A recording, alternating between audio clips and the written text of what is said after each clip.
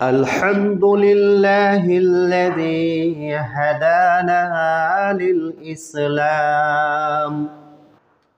وأمرنا بأخذ كتابه بالاعتصام الذي قال فأقيموا الصلاة وآتوا الزكاة واعتصم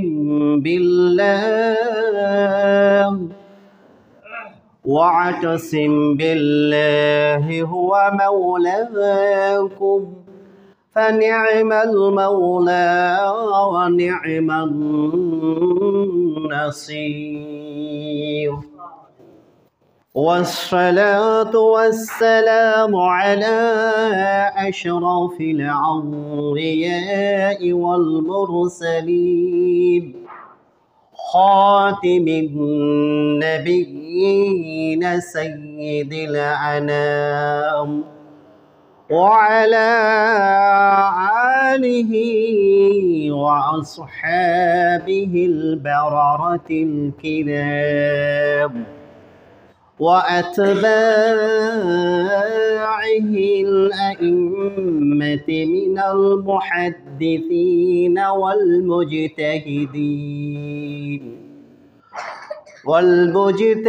والمجتهدين والفقهاء العظام أما بعد فأعوذ بالله السميع العليم من الشيطان الرجيم ومن يطع الله ورسوله يدخله جنة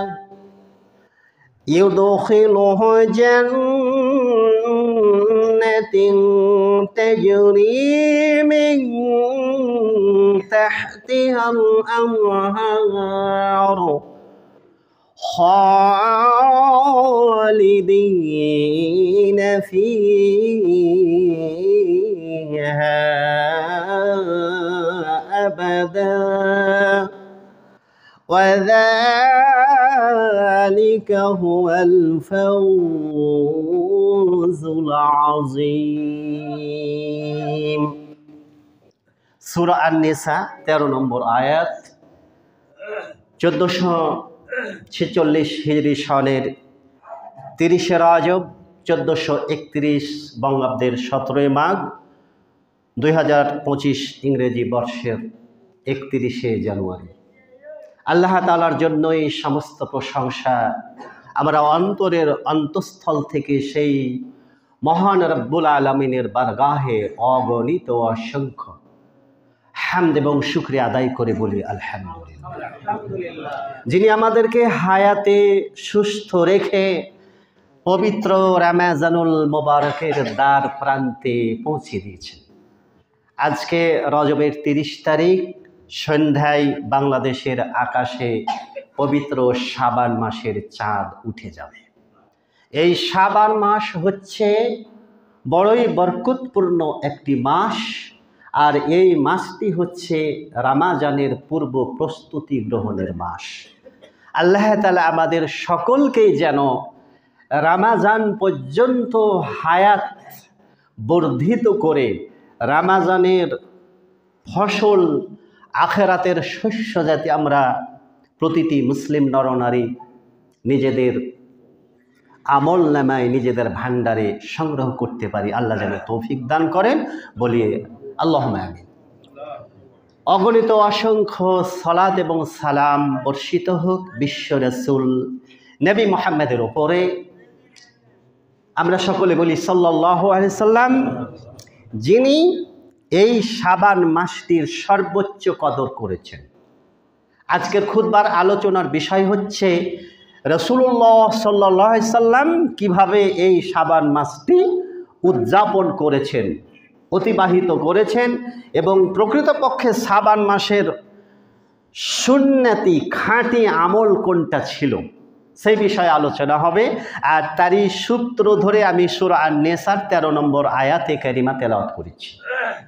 এই আয়াতের যেই মেসেজ, যে আবেদন আল্লাহ পাকের পক্ষ থেকে উম্মাতের প্রতি ঘোষণা হচ্ছে যে তোমাদের জীবনের চলন বলন, কথার ধরন, আমল, আখলাক, আদাত, ইবাদত, বন্দেগী সমস্ত কিছুই নিয়ন্ত্রিত হবে দুইটি মূলনীতির ভিত্তিতে।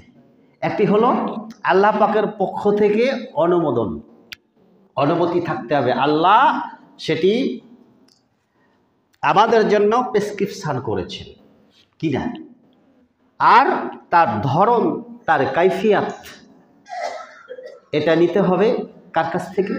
রাসূলুল্লাহ সাল্লাল্লাহু আলাইহি ওয়াসাল্লামের কাছ থেকে।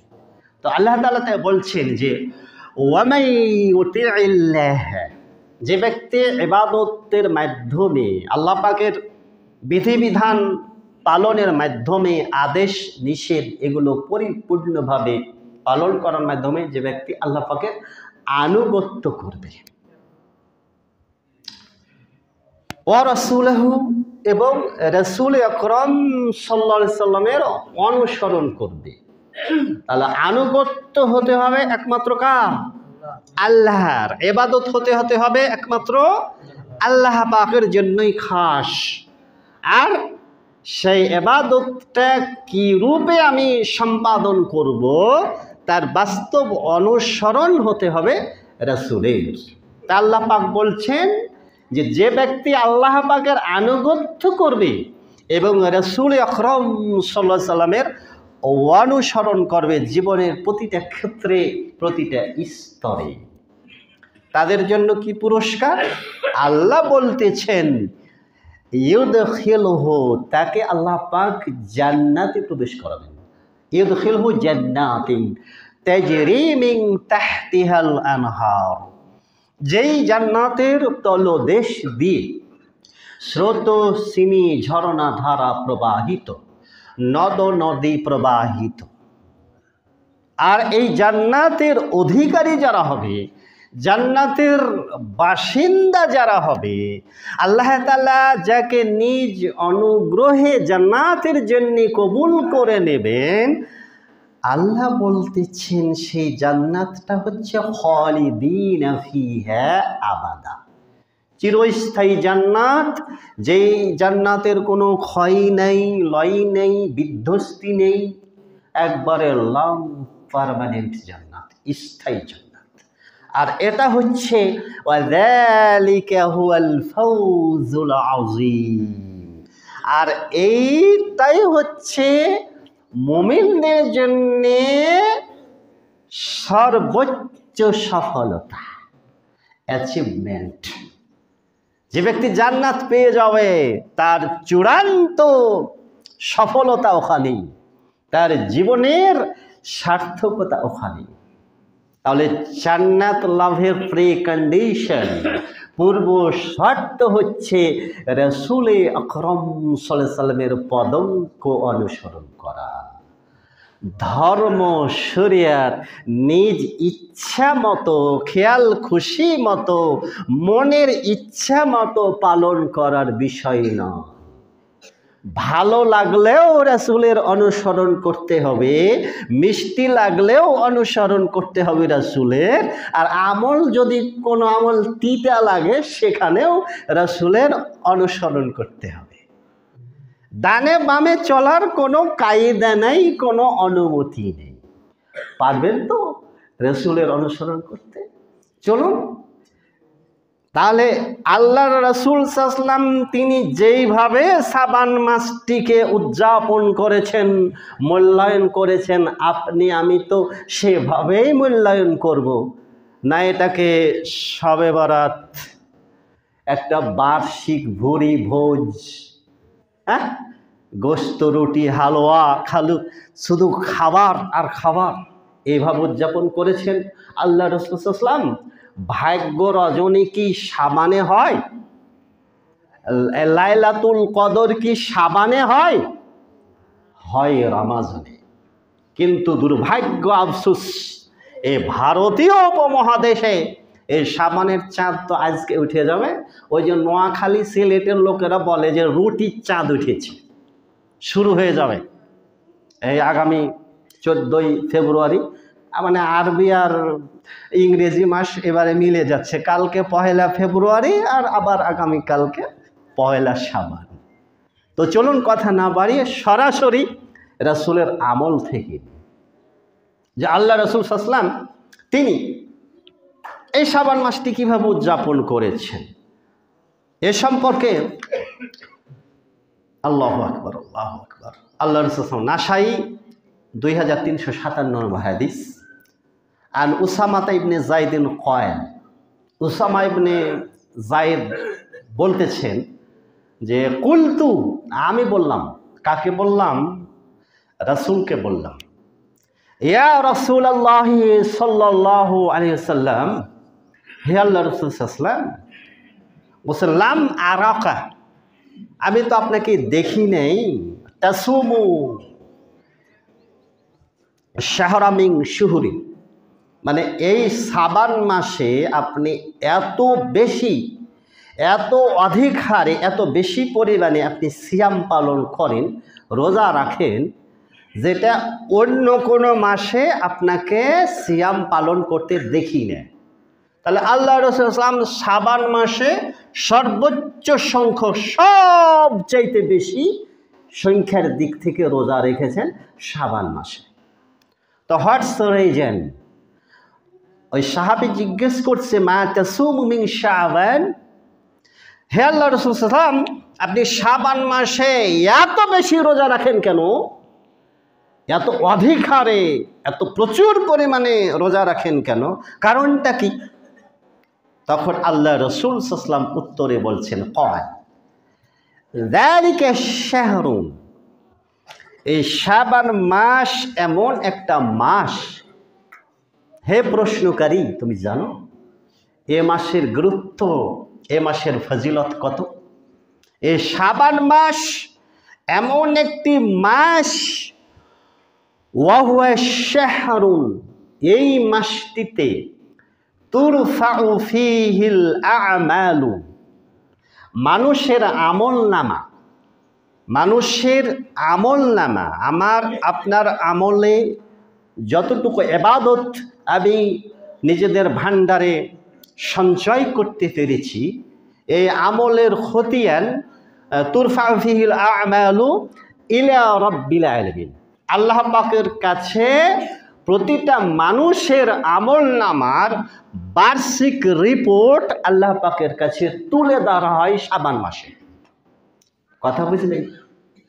তাহলে আমাদের পুরো 1 বছরের আমলের রিপোর্ট, আমলের খতিয়ান আল্লাহ পাকের কাছে তুলে ধরা হয় কোন মাসে? শাবান মাসে।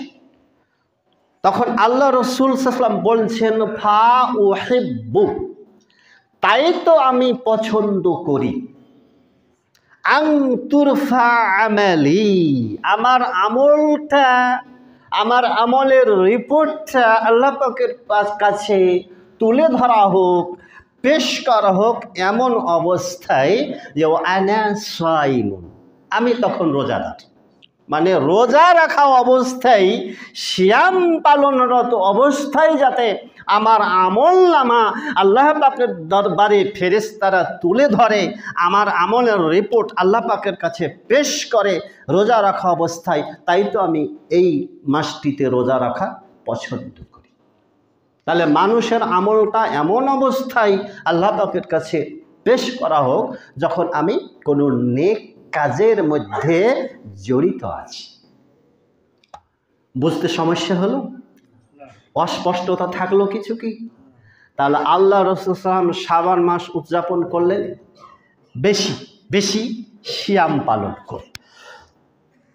তিরমিজি 736 নম্বর হাদিস, আয়েশা রাদিয়াল্লাহু তাআলা আনহা থেকে আবি সালমা বর্ণনা করছেন, মা রাআইতুন নাবিয়্যা সাল্লাল্লাহু আলাইহি ওয়াসাল্লাম ফি শাহরি আকসারা সিয়ামান মিনহু ফি শাবান। একই বক্তব্য যে আল্লাহ রাসূল সাল্লাল্লাহু আলাইহি ওয়াসাল্লামকে শাবান মাসের চাইতে অধিক হারে রোজা রাখতে দেখিনি অন্য কোনো মাসে। তাহলে আরবি যে 12টা মাস রয়েছে, এই 12টা মাসের মধ্যে রমজানের সিয়াম, রমজানের রোজা তো ফরজ, কিন্তু শাবান মাসে আল্লাহ রাসূল সাল্লাল্লাহু আলাইহি ওয়াসাল্লাম সবচাইতে বেশি রোজা রেখেছেন, যেটা অন্য কোনো মাসে রাখেননি। কানা ইয়াসুমুনাহু ইল্লা কালিলান বাল কানা ইয়াসুমুহু কুল্লাহু। সাহাবী বলছেন, আয়েশা রাদিয়াল্লাহু আনহা বলছেন যে আল্লাহ রাসূল সাল্লাল্লাহু আলাইহি ওয়াসাল্লাম কয়েকটা রোজা, কয়েকটা দিন বাদ দিতেন, শাবান মাসের কয়েকটা রোজা বাদ দিতেন, এছাড়া তিনি পুরো শাবান মাসটাই রোজা রেখেছেন। এরপরে আবু দাউদ 2431 নম্বর হাদিস, আয়েশা রাদিয়াল্লাহু আনহা ঘরের খবর তো তিনিই রাখেন নাকি? তাহাজ্জুদ সংক্রান্ত বর্ণনা সবচেয়ে বিশুদ্ধ কার কাছ থেকে এসেছে? আয়েশার কাছ থেকে আসেননি? তো আয়েশা রাদিয়াল্লাহু আনহা বলছেন আল্লাহ রাসূল সাল্লাম তিনি কানা হাব্বুশ শুহুরি ইলা রাসূলিল্লাহি সাল্লাল্লাহু আলাইহি ওয়াসাল্লাম আন তাসুমাহু শাবানা সুম্মা ইয়াসিলুহু বিরমাদান। আল্লাহ রাসূল সাল্লাম তিনি শাবান মাসে তিনি এমনভাবে রোজা রাখতেন, সিয়াম পালন করতেন যে এই রমাজানের সিয়ামের সাথে শাবানের সিয়াম প্রায় মিলে যাওয়ার মতো অবস্থা হচ্ছিল। তার মানে আল্লাহ রাসূল সাল্লাম তিনি মনে করেন 27 থেকে 28টা সিয়াম পালন করেছেন শাবানে, কন্টিনিউ করেছেন। শেষের 2-1টি রোজা, 2-1টি সিয়াম এ কারণে ছেড়ে দিলেন যাতে শাবানের নফল রোজার সাথে রমজানের ফরজ রোজা মিলে না যায়, অ্যাডজাস্ট না হয়ে যায়। তাহলে আল্লাহ রাসূল সাল্লাল্লাহু আলাইহি ওয়াসাল্লাম তিনি 27টি, 28টি বা 26টি, 27টি সিয়াম পালন করেছেন, রোজা রেখেছেন শাবান মাসে। কিন্তু উম্মতের জন্য বিশেষভাবে সতর্কতা অবলম্বন করে 15ই শাবানের পরে আমাদেরকে রোজা রাখতে নিষেধ করেছেন। আল্লাহ রাসূল রেখেছেন, তিনি নিষেধ করছেন উম্মতকে। এ ব্যাপারে প্রশ্ন করা হয়েছিল আল্লাহ রাসূল সাল্লাল্লাহু আলাইহি ওয়াসাল্লামকে যে আপনি নিষেধ করলেন 15 তারিখের পরে রোজা রেখো না, তা আপনি যে রাখেন। তা আল্লাহ রাসূল বলেছেন, দেখো আমার অবস্থা তোমাদের অবস্থা তো এক নয়, আমাকে আল্লাহ পাকের পক্ষ থেকে খাদ্য খাওয়ানো হয়, পানীয় পান করানো হয়, কাজেই আমার সাথে পাল্লা দিয়ে তোমরা পারবে না।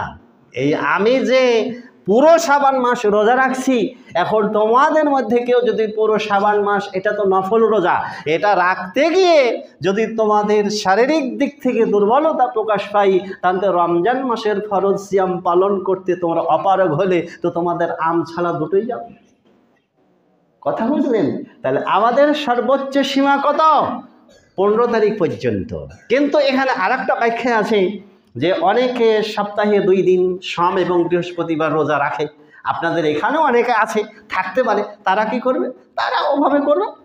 যদি শুক্রবারে রমজান পড়ে যায় বা মঙ্গলবারে রমজানের তারিখ শুরু হয়ে যায়, তো যেহেতু সে সোমবার এবং বৃহস্পতিবার সপ্তাহে 2 দিন রোজা রাখতে অভ্যস্ত, সুতরাং তার রোজার সাথে যদি রমজানের রোজা মিলে যায়, এখানে সমস্যা নেই।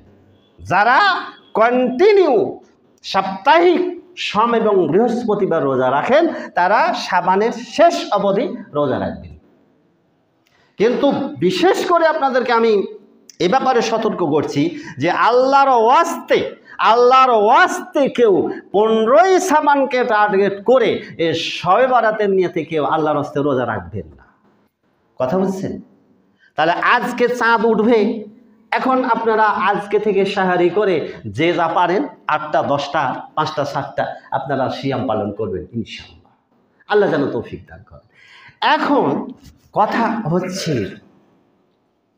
আপনি ভাবতে পারবেন না এই যে নফল সিয়ামের গুরুত্ব কত। ফরজ তো ফরজের জায়গায়, একটা নফল রোজার দাম কত। পৃথিবী গোটা দুনিয়া বিক্রি করলেও একটি নফল সিয়ামের মূল্য আপনি নির্ধারণ করতে পারবেন না। আল্লাহ আকবার। চলুন জেনে নেই আল্লাহ রাসূল কি আমাদের জন্য রেখেছে যারা নফল সিয়াম পালন করতে ব্যস্ত। 2টো নয়, 3টি নয়, 10টা নয়। আপনি যদি আল্লাহর ওয়াস্তে মাত্র একটা নফল রোজার নিয়ত করেন, মাত্র একটাই রোজা রাখলেন, তা এর বিনিময়ে আপনাকে কি দেওয়া হবে? প্রথমত আল্লাহ রসুলের বক্তব্য, সহিহ বুখারী 1894 নম্বর হাদিস, আবু হুরায়রা রাদিয়াল্লাহু তাআলা আনহু বলছেন যে আল্লাহ রাসূল বলেছেন, আস-সাওমু জুন্নাতুন, রোজা হচ্ছে, সিয়াম হচ্ছে জাহান্নামের আগুন থেকে বাঁচার জন্য ঢাল। এখানে ফরজ নফলকে আলাদা করা হয়নি, রোজা রোজাই। প্রত্যেকটা রোজা, প্রতিটা সিয়াম, হোক সেটা ফরজ হোক সেটা নফল, প্রতিটা সিয়াম, প্রত্যেকটা রোজাই হচ্ছে জাহান্নামের আগুন থেকে বাঁচার জন্য বান্দার ঢাল স্বরূপ, মুক্তির মাধ্যম।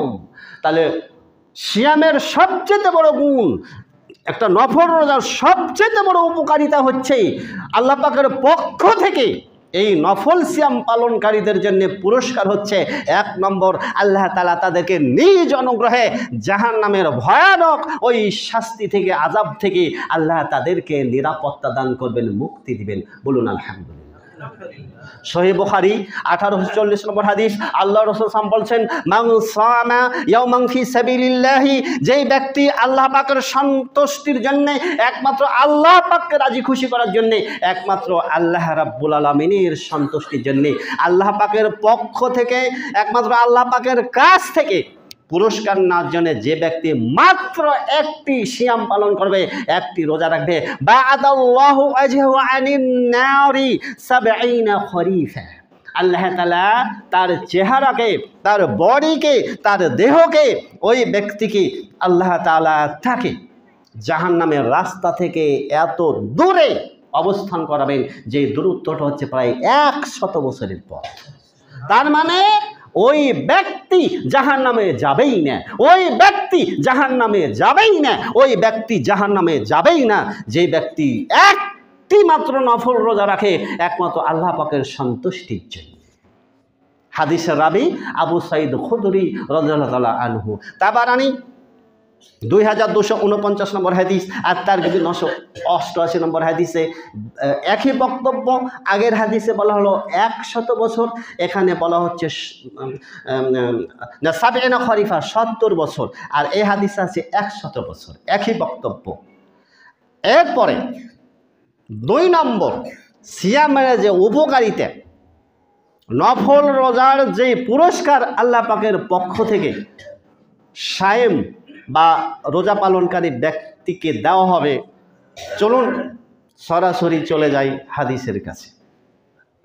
ইবনে হিব্বান হাকিম, আবু উমামা বাহিলি রাদিয়াল্লাহু তাআলা আনহু এসে আল্লাহ রাসূল সাল্লাল্লাহু আলাইহি ওয়াসাল্লামের কাছে বলছেন, ইয়া রাসূলুল্লাহ সাল্লাল্লাহু আলাইহি সাল্লাম, হে আল্লাহর নবী, দুল্লানি আলা আমালিন, মানে আখবিরুনি আলা আমালিন, আমাকে আপনি এমন একটা আমলের কথা বলে দেন, এমন একটা ইবাদত, এমন একটা আমলের কথা জানিয়ে দেন,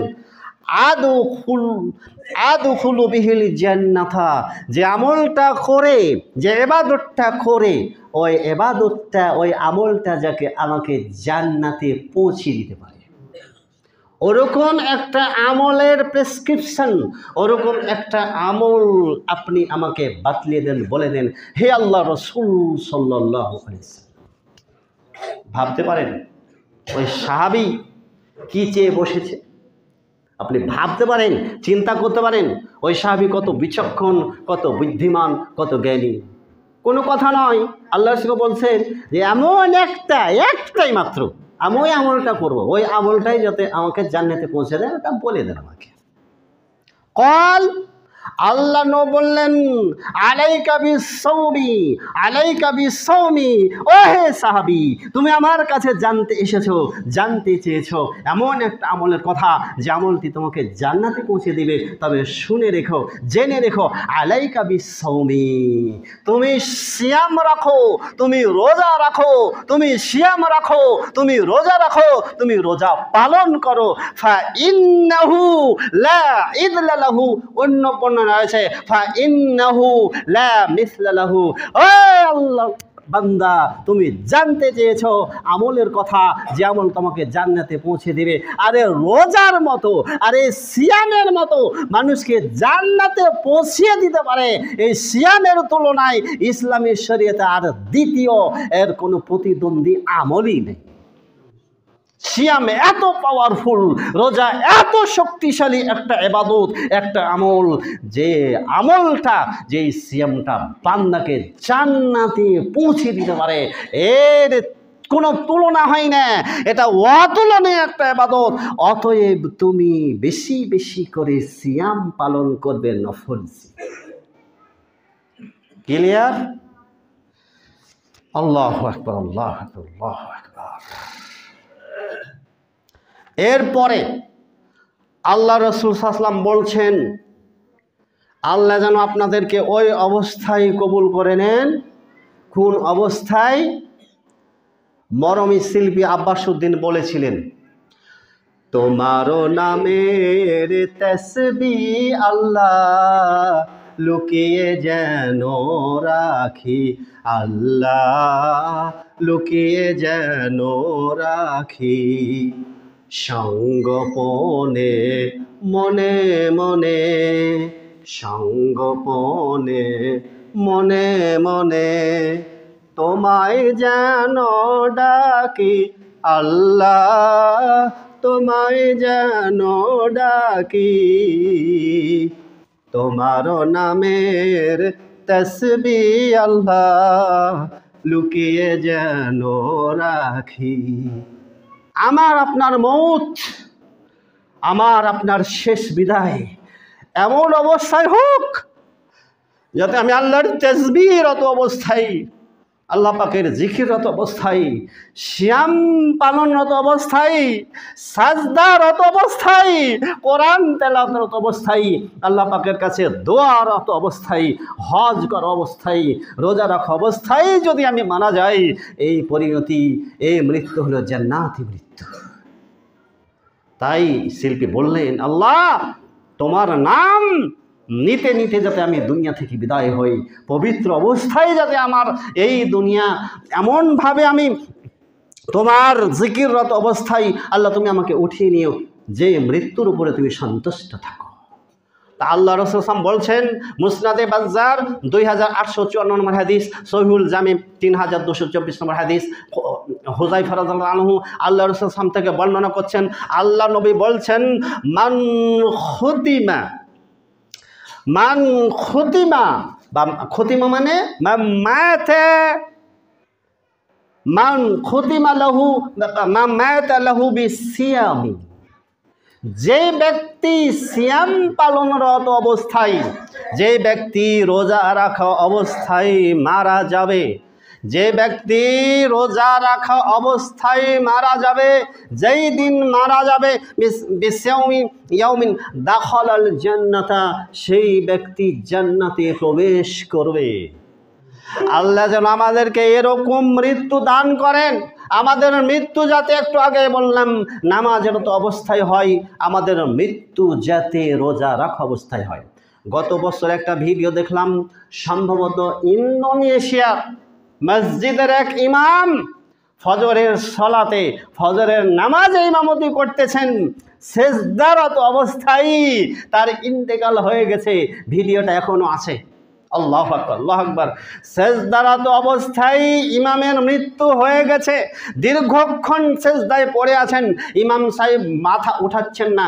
এক মুসল্লি চিন্তা করলো নিশ্চয়ই কোনো কিছু ঘটেছে, মাথা উঠিয়ে দেখলো ইমাম সাহেব নাই। সাথে সাথে একজন এসে ওই অবস্থায় বাকি সালাত শেষ করে তখন ইমামের লাশ ওই মসজিদ থেকে বের করা হলো। আল্লাহ, এই তো গত বৎসরের নগদ। এরকম মৃত্যু যাতে হয় আল্লাহ যেন কবুল করে। শুধু সিয়াম, শুধু সিয়াম। আল্লাহু আকবার, আল্লাহু আকবার।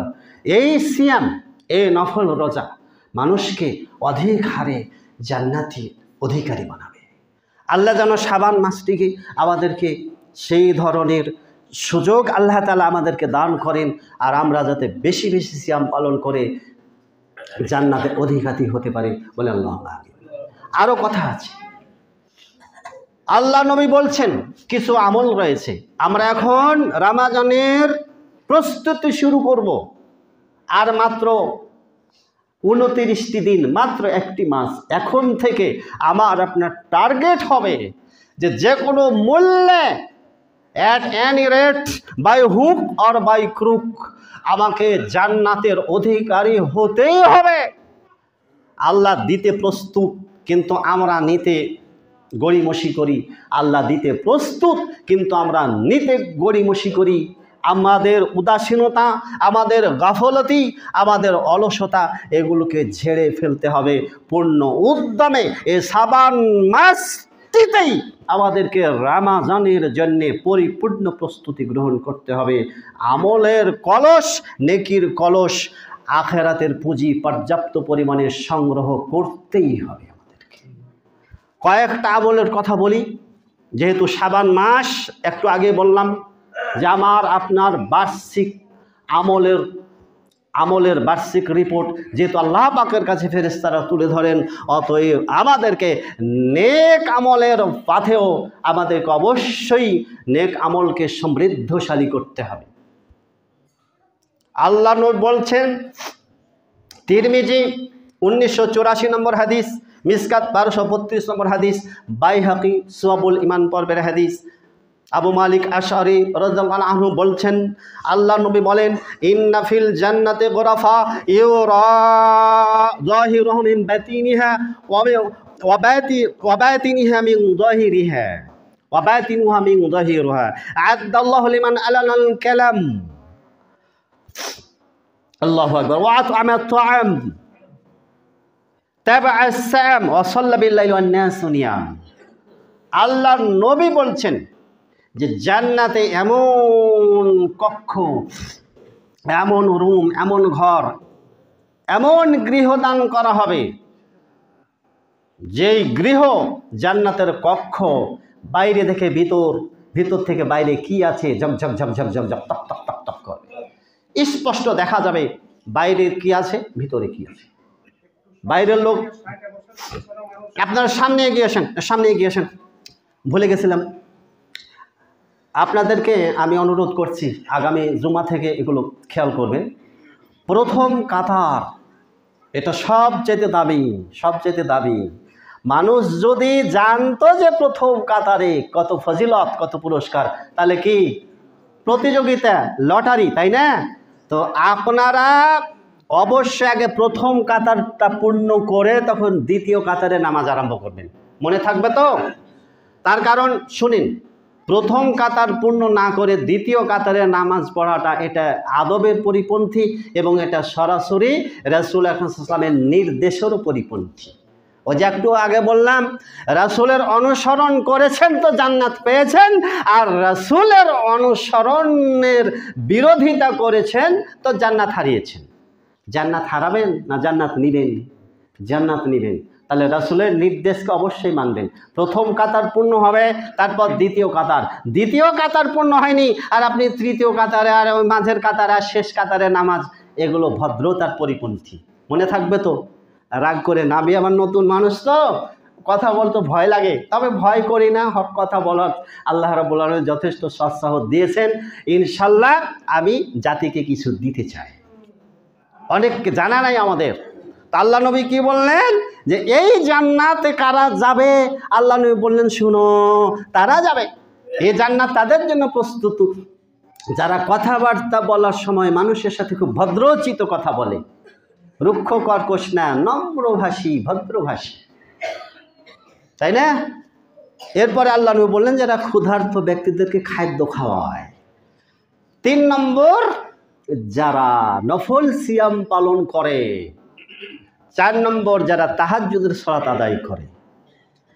আর তাহাজ্জুদের সালাত জান্নাতি ব্যক্তিদের দুনিয়ার একটা গুণাবলী। যারা জান্নাতের অধিকারী হবে তাদের বড় একটা বৈশিষ্ট্য হচ্ছে এটা তাহাজ্জুদ গুজারি হবে। তাহাজ্জুদের নামাজ, এটা আপনারা খুব কঠিন মনে করেন, তাই না? আশ্চর্য হয়ে যাবেন, আল্লাহ রাসূল সাল্লাল্লাহু আলাইহি ওয়াসাল্লাম এই উম্মতের জন্য এত সহজ করে দিয়েছেন, অথচ ওই দলিলটি আমাদের জানাই ছিল না এতদিন। আমি একটু পরে আসতেছি। তা আল্লাহ রাসূল বলছেন, তিরমিজি 2485 নম্বর হাদিস, ইবনে মাজাহ 1334 নম্বর হাদিস, তারপরে আবু দাউদে আসছে, একাধিক হাদিসে আসছে। আব্দুল্লাহ ইবনে সালাম রাদিয়াল্লাহু আনহু বলছেন যে আল্লাহ রাসূল বলছেন উম্মতকে লক্ষ্য করে, ইয়া আইয়ুহান নাস, হে মানুষ, আফসুস সালাম, তোমরা মানুষকে সালাম দাও, বেশি বেশি সালাম দাও। ও আতিআমুত তাআম, 2 নম্বর ক্ষুধার্ত ব্যক্তিদের খাদ্য খাওয়াও। 3 নম্বর ওয়াসিলুল আরহাম, আত্মীয়তার সম্পর্ক তোমরা বজায় রাখো, একে ভেঙে দিও না। 4 নম্বর ওয়াসাল্লু বিল্লাইলি ওয়ান নাসু নিয়াম, মানুষ যখন রাত্রিবেলায় ঘুমিয়ে থাকে তখন তোমরা তাহাজ্জুদের সালাত আদায় করবে, তাহাজ্জুদের নামাজ পড়বে, তাহলে কি হবে জানো? তাদখুলুল জান্নাতা বিসালাম, তাহলে তোমরা জান্নাতে তো যাবে, এত সহজে যাবে যে জান্নাতে যেতে তোমাদের কোনো কষ্টই পাওয়া লাগবে না, খুব নিরাপদে আরামে শান্তির সাথে অত্যন্ত সহজে অত্যন্ত আরামে তোমরা আল্লাহর জান্নাতে প্রবেশ করতে পারবে। সুবহানাল্লাহ। এবারে আসি মূল কথায়, আজকে থেকে আমল শুরু করবেন ইনশাল্লাহ। বলেন ইনশাল্লাহ। আল্লাহ যদি হায়াতে বাঁচিয়ে রাখে না, আগামী জুমায় কিন্তু আপনাদের এই রিপোর্টটা আমি নিব ইনশাল্লাহ। সুবহানাল্লাহ সুবহানাল্লাহ। তাহাজ্জুদের নামাজ আদায় করা খুবই সহজ, মোটে কঠিন না। আল্লাহ রসুল জানতেন, আল্লাহ পাকের পক্ষ থেকে জানিয়ে দেওয়া হয়েছিল যে এমন একটা জামানা আসবে তোমার উম্মতেরা দুর্বল হয়ে যাবে, শেষ রাত্রে জেগে অনেকের পক্ষে তাহাজ্জুদ পড়াটা খুব কষ্টকর হয়ে যাবে। তো এরা তাহাজ্জুদের নেকি থেকে বঞ্চিত যাতে না হয়, অন্তত 100 মার্ক না হলে অন্তত 33 পেয়ে যাতে ওই পাস করে তাহাজ্জুদ নামাজের ওই 5 নাম্বারটা পেয়ে তারা যাতে জান্নাতে থাকতে পারে, এরকম সুযোগ, একটা অপরচুনিটি, একটা ব্যবস্থাপত্র আল্লাহ পাকের পক্ষ থেকে আমাদের নবী অবগত হলেন। এরপরে আল্লাহ নবী আমাদের জানিয়ে দিলেন ব্যবস্থাপত্রটা কি জানেন? অনেকে চমকে উঠবেন, কিন্তু সত্যি আসলে কোরআন হাদিস ঘাঁটতে ঘাঁটতে এত সুন্দর একটা বর্ণনা পেলাম। হাদিসটি বলে দেই। আল্লাহ নবী বলছেন যে তোমরা বেতরের নামাজের পরে 2 রাকাত নফল নামাজ পড়বে। কয় রাকাত? 2 রাকাত। তো বেতর আপনি 1 পড়েন আর 3 পড়েন, বেতরের নামাজের পরে 2 রাকাত নফল নামাজ পড়বেন। হাদিস বলছি, আর হাদিসটা জয়ীফও না হাসানও না, সহিহ। মিশকাতের 1286 নম্বর হাদিস, সিলসিলা সহিহা 1993 নম্বর হাদিস, সহিহ ইবনে খুজাইমা 1906 নম্বর হাদিস, দারেমি 1635 নম্বর হাদিস। কয়টা হাদিসে আসছে? 4-5টা হাদিসে আসছে। আন সাওবান রাদিয়াল্লাহু আনহু আনিন নবী সাল্লাল্লাহু আলাইহি সাল্লাম, সাওবান রাদিয়াল্লাহু আনহু আল্লাহ রাসূল সাল্লাম থেকে বর্ণনা করছেন। দেখেন চমৎকার বর্ণনা। কল, আল্লাহ নবী বলছেন যে ইন্না হাদাস সাহারা জুহুদুন ওয়া সাকিলুন, নিশ্চয় শেষ রাতে উঠে তাহাজ্জুদের নামাজ আদায় করাটা খুবই পরিশ্রমী, একটা কষ্টের ব্যাপার, একটা বড়ই ভারী পরিশ্রমের ব্যাপার, অনেক অসাকিলুন, এবং এটা অনেক ভারী বোঝার ব্যাপার। তাহলে তাহাজ্জুদের নামাজ খুব বড় কঠিন পরিশ্রমের ব্যাপার এবং এটা বড় ভারী একটা বোঝার ব্যাপার।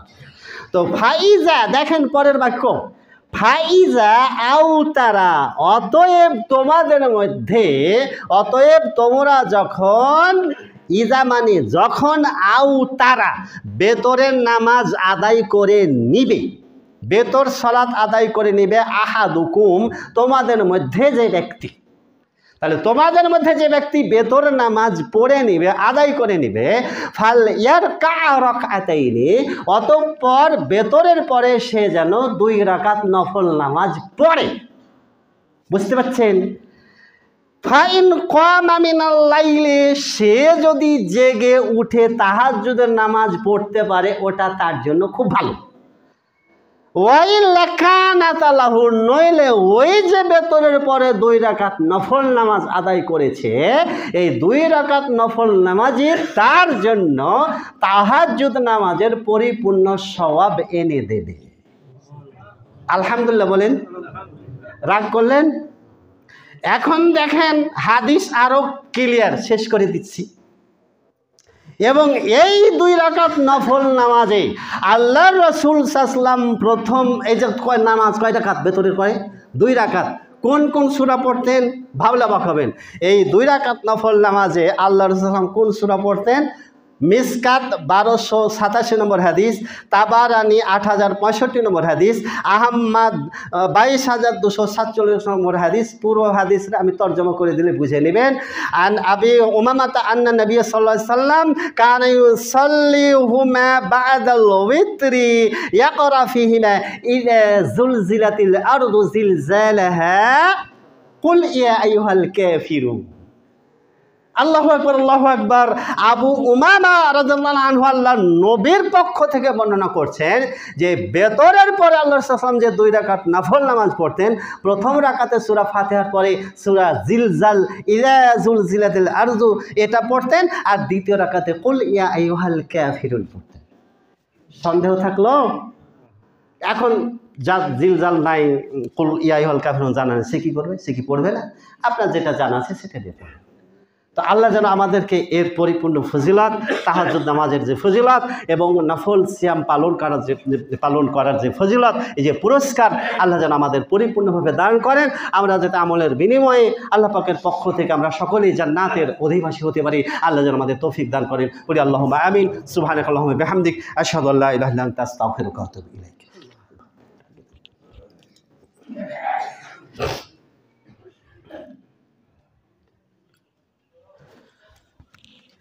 الحمد لله نحمده ونستعينه ونستغفره ونؤمن به ونتوكل عليه